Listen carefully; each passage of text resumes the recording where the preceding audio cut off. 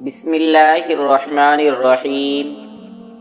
پیارے عزیز دوستوں، آج ہم آپ کو حضرت موسیٰ علیہ السلام کا جادوگروں سے مقابلہ اور ان کا مسلمان ہونا، اسی کے حوالے سے آج کا واقعہ ہم آپ کے سامنے پیش کرتے ہیں۔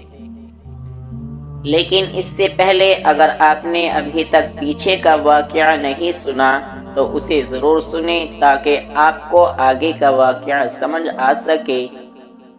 آپ کو پیچھے کا واقعہ ہمارے ہی چینل پر مل جائے گا۔ چلیے دوستوں، آج کا واقعہ شروع کرتے ہیں۔ فرعون جب ہر طرح سے تنگ ہو گیا تو اس نے تمام ملک میں ڈھنڈورا پٹوایا، بڑے بڑے جادوگروں کو بلوایا، چاروں طرف ہر کارے دوڑائے اور عید کے دن سب کے سب میدان میں جمع ہوئے۔ اب ایک طرف فرعون تھا، اس کے درباری شاہی فوجیں اور اس کی قوم، اور دوسری طرف غریب اور بے کس حضرت موسیٰ علیہ السلام اور ہارون علیہ السلام تھے۔ اللہ کے سوا اور مدد دینے والا نہ تھا۔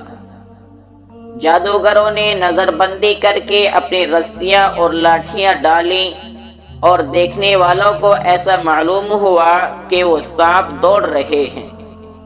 حضرت موسیٰ علیہ السلام پہلے تو ڈر گئے، مگر اللہ تعالیٰ نے کہا تو نہ ڈر، تیری ہی فتح ہوگی۔ تیرے داہنے ہاتھ میں جو لاٹھی ہے اسے ڈال دے کہ وہ ان سب کو نگل جائے گی۔ جو کچھ انہوں نے بنایا ہے یہ صرف جادو ہے، جہاں اللہ کا حکم آ جائے وہاں جادو کام نہیں کر سکتا۔ اب جو انہوں نے اپنی لاٹھی ڈالی تو وہ اژدہا بن کر سب کو نگل گئی۔ جادوگروں نے جو دیکھا تو وہ سب کے سامنے سجدے میں گر پڑے اور کہا کہ ہم موسیٰ اور ہارون کے رب پر ایمان لے آئے۔ فرعون نے غصے میں آ کر کہا تم نے اس کو مان لیا ہے؟ ابھی میں نے حکم نہیں دیا تھا، وہی تمہارا بڑا ہے جس نے تم کو جادو سکھایا ہے۔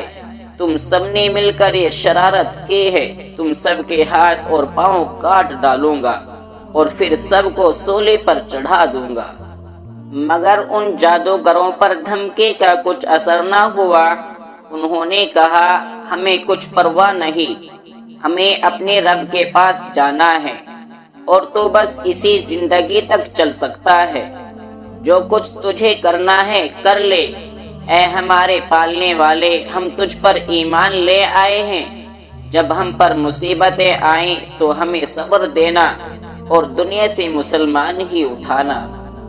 فرعون نے ان جادوگروں کو جو مسلمان ہو گئے تھے سولے پر چڑھا دیا اور ان کے ہاتھ پیر کٹوا دیے۔ اتنی تکلیفوں کے ہوتے ہوئے بھی وہ ایمان پر قائم رہے۔ اس واقعے کے بعد بھی فرعون کی قوم اللہ تعالیٰ پر ایمان نہیں لائی اور اپنے غرور پر رہی۔ اللہ تعالیٰ بڑا مہربان ہے، وہ بار بار اپنے بندوں کو سیدھی راہ دکھاتا ہے۔ اس کے بعد اللہ پاک فرعون اور اس کی قوم کو ڈرانے کے لیے طرح طرح کے عذاب بھیجتا رہا۔ کبھی لوگوں کی نصیحت کے لیے قحط ڈال دیا اور پیداوار کی کمی کر دی، مگر جب کبھی ان پر کوئی آفت آتی تو یہی کہتے کہ موسیٰ اور ان کے ساتھیوں کی نحوست ہے۔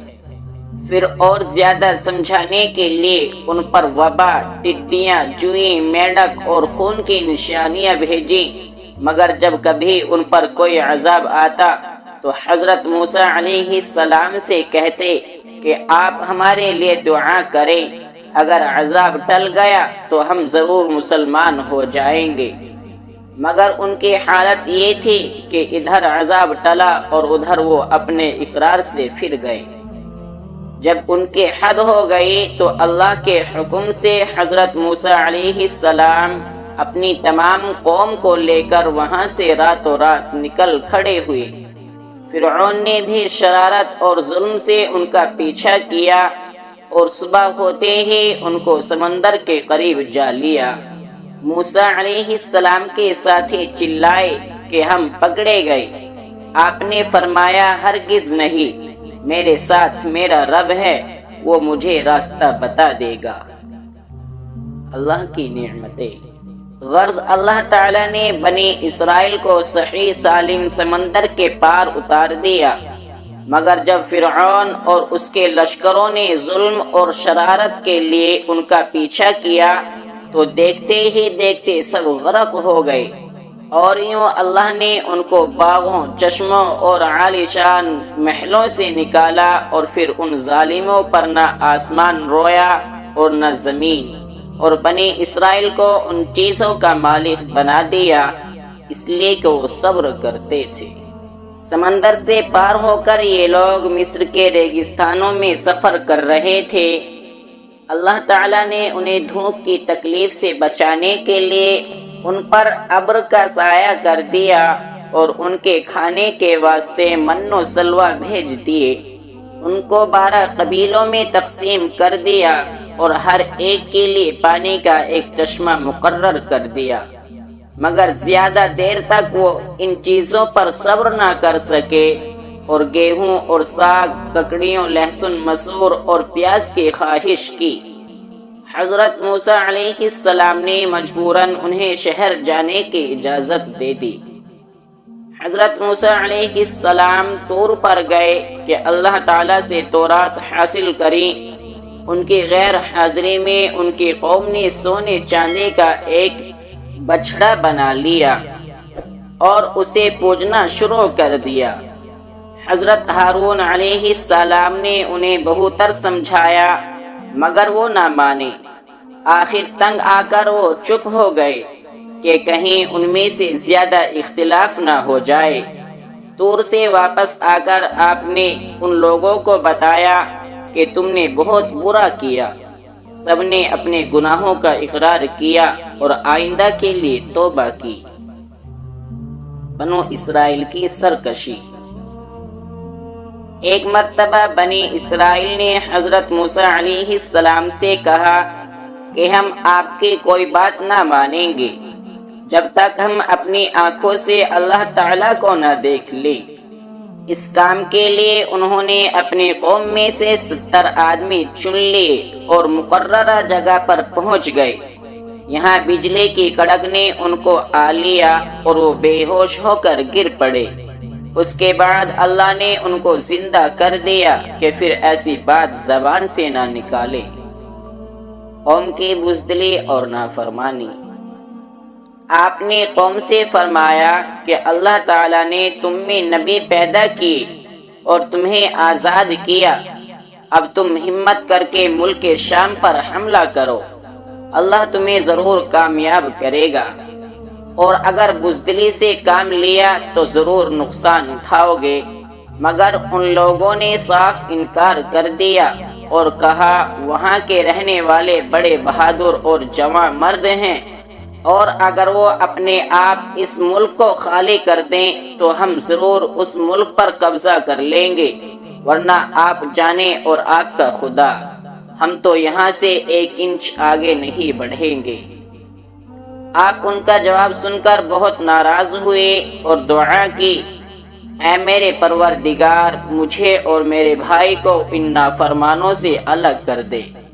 اللہ تعالیٰ کی طرف سے ارشاد ہوا کہ تم ان بدبختوں سے رنج نہ کرو، ہم نے 40 سال تک ان کا داخلہ ملک شام میں بند کر دیا ہے، یہ جنگل ہی میں بھٹکے پھریں گے۔ دوستوں، امید کرتے ہیں کہ آج کا واقعہ آپ کو پسند آیا ہوگا۔ اس واقعے کی پسندیدگی کے اظہار کے لیے لائک کریں، کمنٹ کریں اور اپنے دوستوں کے ساتھ شیئر کریں تاکہ وہ بھی اس واقعے سے مستفید ہو سکے۔ اور ساتھ ہی اگر آپ ہمارے چینل پر نئے ہیں تو چینل کو سبسکرائب لازمی کیجیے تاکہ آنے والی ویڈیوز کا نوٹیفیکیشن آپ کو بر وقت ملتا رہے۔ اسی کے ساتھ اگلے ویڈیو تک دے اجازت، تب تک کے لیے فی امان اللہ وما علینا الا البلاغ۔